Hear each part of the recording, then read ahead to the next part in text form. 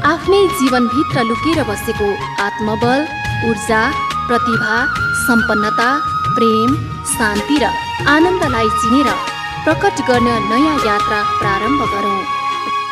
जीवन विज्ञान, जीवन विज्ञान।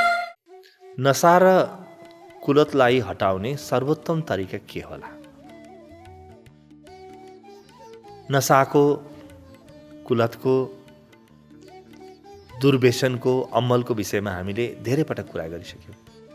तपाईँको आफ्नो जीवनका अनुभवहरू पनि होलान्। तपाईँ कुनै नशाबाट, अमलबाट, कुलतबाट बाहिर निस्किनुभयो भने कसरी निस्किनुभयो त्यो अनुभव पनि होला। तपाईँ धेरै पटक प्रयास गरेर असफल पनि हुनुभएको होला। कुनै विषयमा सफलता हात पर्यो होला, कुनै विषयमा असफलता हात पर्यो होला।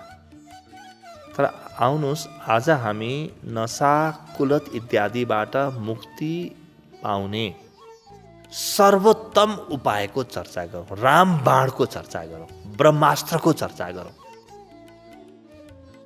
र यसका लागि तपाईँ तयार हुनुपर्छ। किन? सोच्ने ढङ्ग परिवर्तन नगरिकन आदत परिवर्तन हुँदैन। पुरानै जीवन, पुरानै मान्छे, पुरानै ढङ्ग अनि आदत चाहिँ नयाँ यस्तो हुन सक्दैन। कुलत होस्, नशा होस्, अम्बल होस्, जेसुकै होस्, त्यसले तपाईँबाट नयाँ कुराको अपेक्षा गर्छ।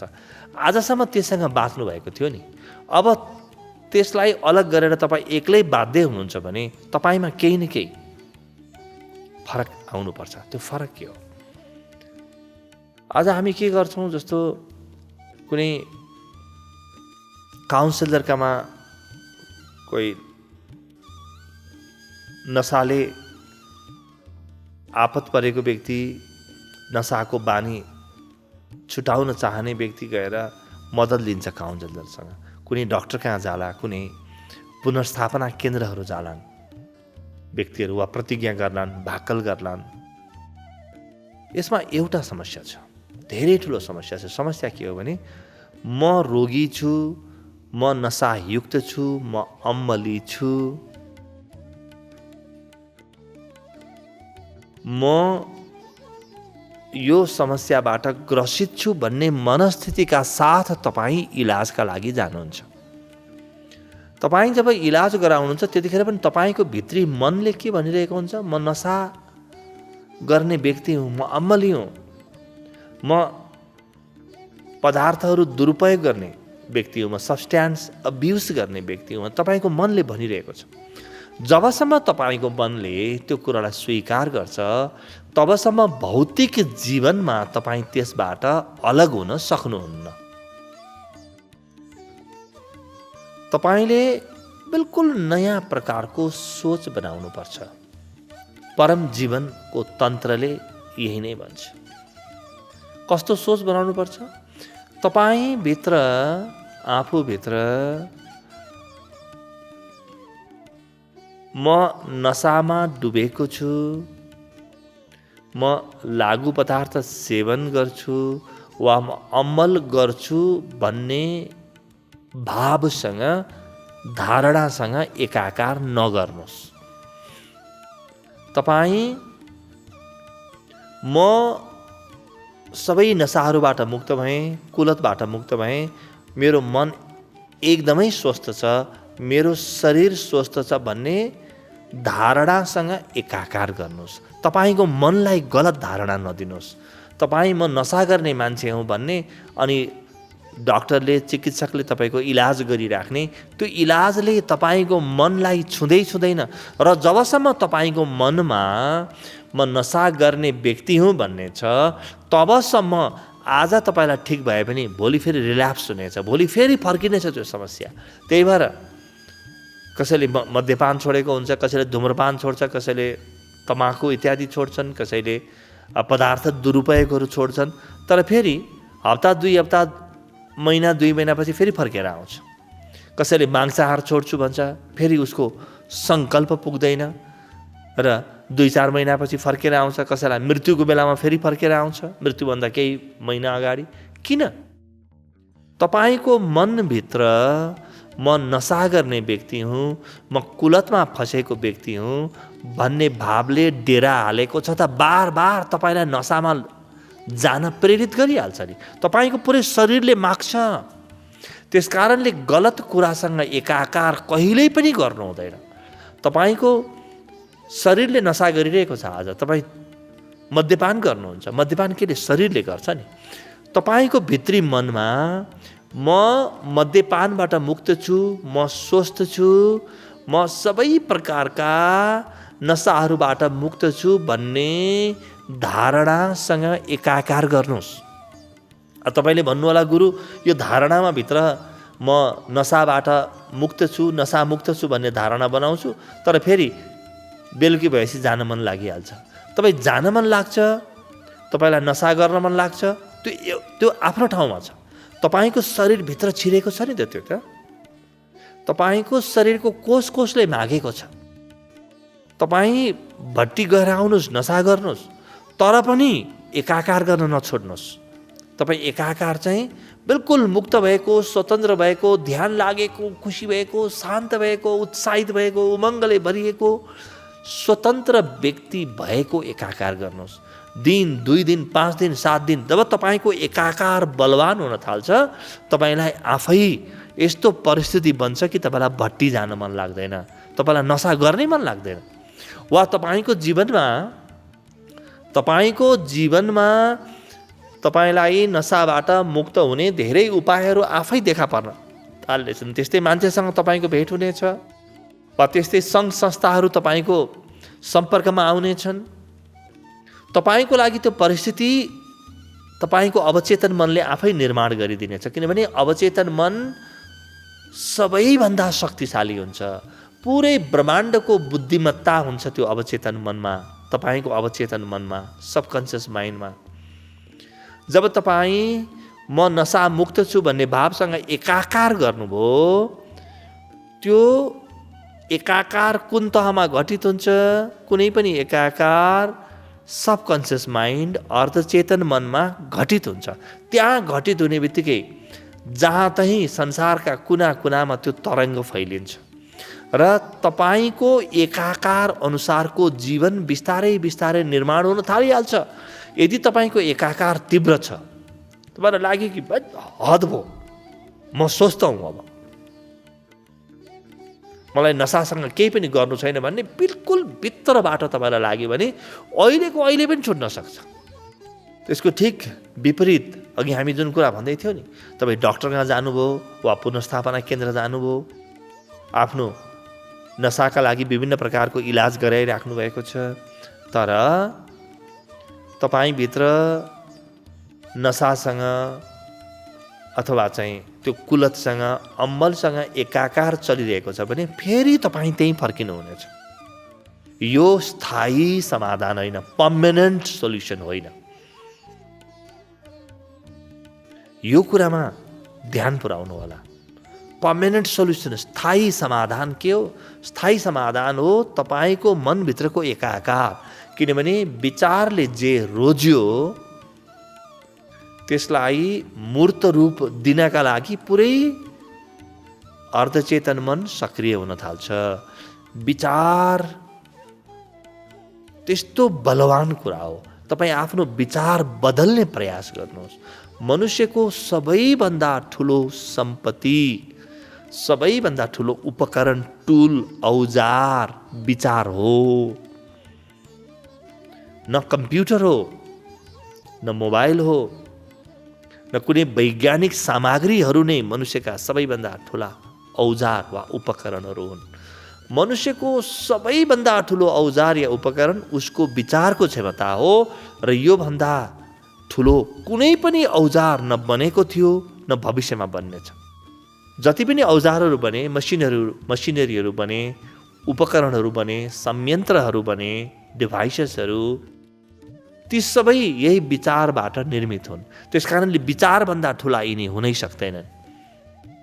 मनुष्यको विचार नै सर्वश्रेष्ठ हो, सबैभन्दा शक्तिशाली हो, मनुष्यको सबैभन्दा ठुलो सम्पत्ति हो र यो संसारको सबैभन्दा ठुलो तागत हो। विचारको तागतको अगाडि कुनै पनि तागत टिक्दैन। तपाईँभित्र जुन विचार जन्मियो त्यो सामान्य नठान्नु होला। त्यो अलिअलि आएको विचार मात्रै होइन, जुन विचारसँग तपाईँ एकाकार गर्नुहुन्छ, जुन विचारलाई तपाईँले जानी जानी रोज्नुहुन्छ, आफ्नो ध्यानमा गएर विचार रोज्नुभयो र बिस्तारै त्यो विचार अनुसारको आचरण सुरु गर्नुभयो र त्यसैसँग एकाकार गर्नुभयो भने अब ब्रह्माण्डको कुनै पनि तागतले तपाईँको विचारभन्दा भिन्न परिणाम दिनै सक्दैन। कसैसँग यो तागत छैन, यो क्षमता छैन। विचारभन्दा बलवान केही पनि छैन, किनभने सारा संसार विचारले बनेको हो। यी पुलहरू, यी सडकहरू, यी अग्ला अग्ला भवनहरू, यी उपकरणहरू सबै विचारले बनाएका हुन्। दुईजना व्यक्तिको बिचमा कुराकानी हुँदै रहेछ। एउटाले भनेछ कि सूचना प्रविधिले यति धेरै प्रगति गर्यो, अर्कोले भनेछ कि यो चिकित्सा विज्ञानमा यति धेरै प्रगति भयो, खगोल विज्ञानमा यति धेरै प्रगति भयो, धेरै प्रगतिका फेरि सुनाउन थाल्यो।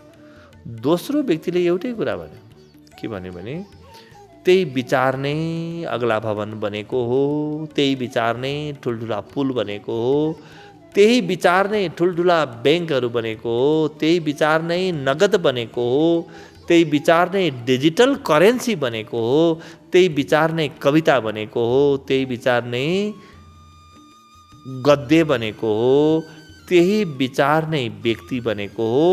यहाँ विचार बाहेक न केही बन्छन् न केही बिग्रिन्छन्, केही हुनै सक्दैन। अरू सबै कुरा अस्थायी हुन्, अरू सबै साधनहरू अस्थायी हुन्। तपाईँको विचारमा आएको परिवर्तन मात्र स्थायी हो। त्यसकारणले आफूले रोज्ने, मनुष्यसँग रोज्ने क्षमता छ। मनुष्य सबैभन्दा ठुलो सर्जक हो, मनुष्य सबैभन्दा ठुलो क्रिएटर हो। किनभने प्रकृतिले उसलाई कस्तो क्षमता दिएको छ भने जुन विचार रोज्छ त्यस्तै प्रकारको जीवन बन्दै बन्दै जान्छ। उसले रोज्ने हो। जसरी हामी रेस्टुरेन्टमा गएर मेनु हेरेर भोजन रोज्छौँ, त्यस्तै गरी आफ्ना विचारहरू हेरेर कुन विचार रोज्ने हो त्यही विचार रोज्ने र जीवनलाई निर्मित हुन दिने हो। व्यक्तिले न काम गर्छ, व्यक्ति न हिँड्छ, न खान्छ, न पिउँछ, व्यक्ति मात्र विचार गर्छ। भोकको विचार आयो भने खाना पनि खान थाल्छ। धनको विचार आयो भने धन कमाउनु पनि जान्छ। त्यो भोजन गर्न केले प्रेरित गर्यो? विचारले। धन कमाउन केले प्रेरित गर्यो? विचारले। विवाहको विचार आयो, विवाह पनि गर्छ। विवाहको पछाडि पनि के छिर्यो? विचार छिर्यो। सफलताको पछाडि पनि विचार, असफलताको पछाडि पनि विचार, जताततै विचारै विचार। त्यसकारणले यदि लागु पदार्थ नसाहरूबाट दिगो समाधान चाहनुहुन्छ भने आफ्नो विचारको क्षमतामा काम गर्नुहोस्। यदि तपाईँ सिधै म नसा मुक्त छु भन्ने भावसँग एकाकार गर्न सक्नुहुन्न भने ऊर्जा ध्यान गर्नुहोस्। ऊर्जा ध्यानले तपाईँलाई बलवान बनाउनेछ। ऊर्जा ध्यानको काम नै तपाईँलाई बल दिने हो, पुरानो कुरा तोडिदिने र तपाईँ जे गर्न चाहनुहुन्छ त्यसमा बल दिने हो। ऊर्जा ध्यानमा गएर रोज्नुहोस्, त्यसैको आचरण प्रारम्भ गर्नुहोस्, त्यसैसँग एकाकार गर्नुहोस् र जीवनमा पूर्णता आउन थाल्छ। अब जब तपाईँ यो सूत्र प्रयोग गरेर नसाबाट मुक्त हुन सक्नुहुन्छ भने यही सूत्र प्रयोग गरेर तपाईँ ठुल्ठुला उद्योग पनि खोल्न सक्नुहुन्छ। यही सूत्र प्रयोग गरेर तपाईँ जीवनमा ठुला ठुला विकास पनि गर्न सक्नुहुन्छ। अब तपाईँ नकारात्मक कुरा गरेर बस्नुपर्ने आवश्यक नै छैन। जब तपाईँको विचारको क्षमताले सारा संसार बन्छ भन्ने तपाईँलाई थाहा भयो, त तपाईँ यो विचारको क्षमतालाई किन दुरुपयोग हुन दिनुहुन्छ?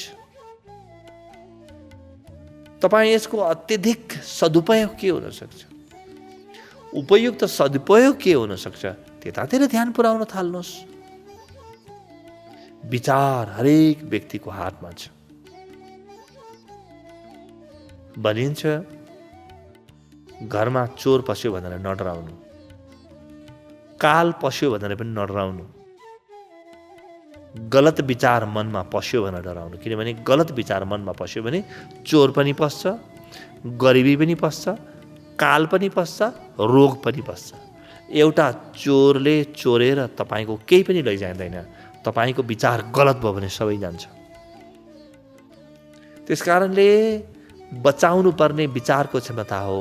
र विशेष गरी ती मित्रहरू जसलाई विभिन्न प्रकारका नशाहरूको बानी छ, उनीहरूले त आफ्नो विचारको क्षमतामा तत्काल काम गर्नुपर्छ। तपाईँले यसलाई चुनौतीको रूपमा मान्नुहोस् र ध्यान सुरु गरिदिनुहोस्, ऊर्जा ध्यान सुरु गर्नुहोस् र हेर्नुहोस् कि तपाईँभित्र कहाँबाट बल आउँछ। तपाईँभित्र सारा बल छ। आज तपाईँ कुनै मदिरा, कुनै चुरोट, कुनै सुर्ती छोड्न सकिराख्नु भएको छैन, किनभने त्यो बलवान भएको छ। तपाईँलाई थाहै छैन कि ब्रह्माण्डमा तपाईँले जे गर्न मन लाग्यो त्यही गर्ने तागत तपाईँभित्र छ र त्यो ऊर्जा ध्यानबाट त्यो तागत तपाईँले चिन्नुहुन्छ। तपाईँको तागत हो त्यो। अरू कसैले केही गरेर तपाईँलाई कुनै पनि प्रकारको फरक पर्दैन। तपाईँले गर्नुभयो भने फरक पर्छ, गर्नु भएन भने पर्दैन। त्यसकारणले म विभिन्न प्रकारका नशामा छु, मैले धेरै पटक कोसिस गरेँ, सकिनँ नभन्ठान्नुहोस्। हजारौँ पटक नसकेको काम पनि एक झट्कामा गर्न सकिने पनि हुन्छ। हेर्नुहोस् त, मोटर आउनुभन्दा पहिले कति हिँड्नु पर्थ्यो। आज त्यो मोटर आएपछि बस केही मिनटमा त्यहाँ पुगियो। जब विचार परिवर्तन हुन्छ नि, नयाँ सम्भावनाहरू देखा पर्छन्। त्यसकारणले आफ्नो विचारमा काम गर्नुहोस्, नअतालिनुहोस्। आफ्नो विचारलाई सही कुरासँग एकाकार गर्न सिकाउनुहोस्, सिक्नुहोस्। एकाकारभन्दा ठुलो साथी के होला मनुष्यको? आफूले रोजेको विचारसँग एकाकार गर्ने क्षमता मात्र मनुष्यसँग हुन्छ। त्यसकारणले त मनुष्य सर्वश्रेष्ठ प्राणी हो।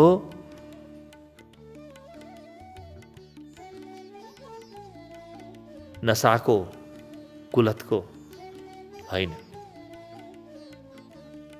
सकारात्मकताको, स्वास्थ्यको, स्वतन्त्रताको, प्रेमको, समृद्धिको धारणा बनाउनुहोस् र त्यससँग एकाकार गर्नुहोस् र बिस्तारै त्यही कुरा तपाईँको जीवनमा प्रकट भएको अनुभव पनि गर्नुहोस्। जीवन विज्ञान, जीवन